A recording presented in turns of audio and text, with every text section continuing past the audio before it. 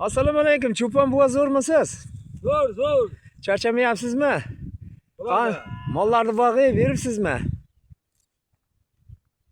O, mollar zo'r-ku. O't zo'r ha, o't zo'ribdi ha. Zo'r, dash zo'r.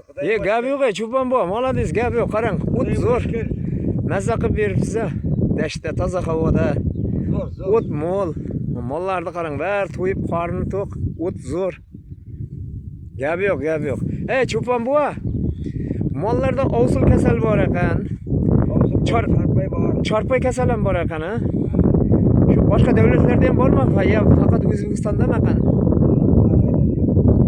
Bilganlar kommentariyada yozsin. Qozog'iston, O'zbekiston, Tojikiston.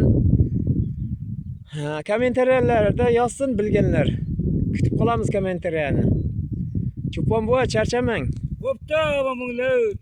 Xo'p. Charchamang cho'pon buva. Hammaga sog'lik tilayman. Omad ishingizga cho'pon buva.